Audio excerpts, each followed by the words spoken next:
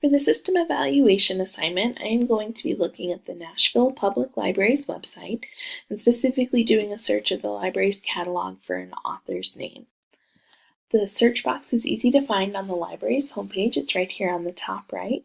By default, it searches the library catalog, although you can also search their website or library events from the same place by clicking on those tabs. I'm going to stay in the catalog tab, and I like that it lets users know right off the bat that you're looking for more than just books. Ebooks, movies, and music, and more are included in the catalog, and you're searching all of that. In this case, I'm going to do a search for the author Ann Patchett, just by typing her name in. The search results give us a lot of information and a lot of choices. So over here on the top left is showing our search terms and what we've looked for. Right away, you have the option to limit by type of material, and I think these icons do a nice job of showing what sorts of content are available. So not just books, but ebooks, audiobooks, music, and more.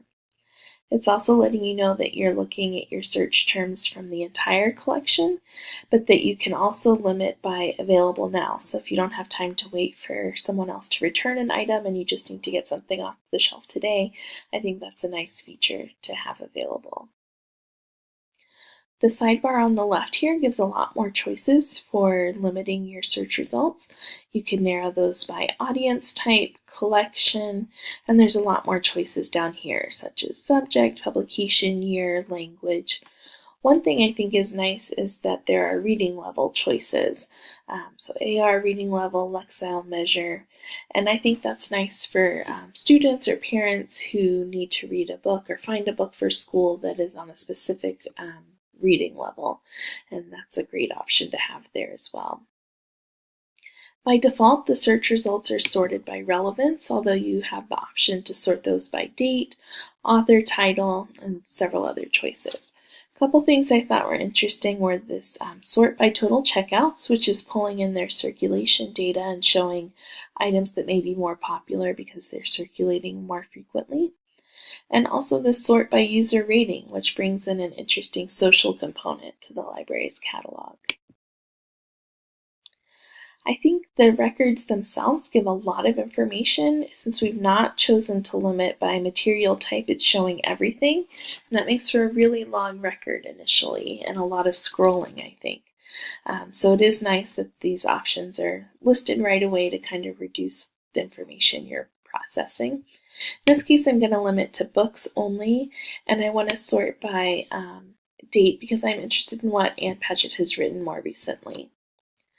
When I do that, I see that I'm not just getting results of items that she's written, but anything that she may have been involved with. So I know, for example, this result down here, I'd rather be reading, is one that Ann Patchett contributed an essay to.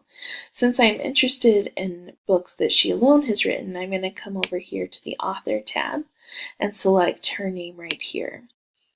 And that limits my results to 10, and it's keeping my same preference just to look at books and also the date sorting, although it shows your filters over here and you can easily remove them or change them in these locations as well.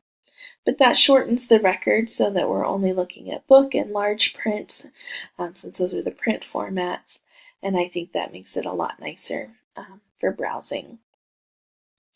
So the quick snapshot of the record gives you, like I said, the book in large print, shows you that it's on shelf and which locations it's at.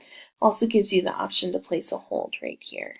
Gives a description of the item, and again, I think it's interesting that there's a social component to the library's catalog. You can share this record via text, email, but also on social media with these links here.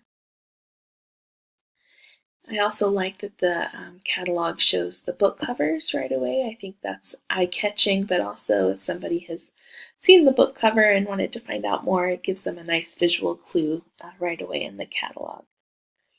If you click on the more information, you're going to get the much longer detailed record that shows all of the different formats. It's showing the average ratings from users here.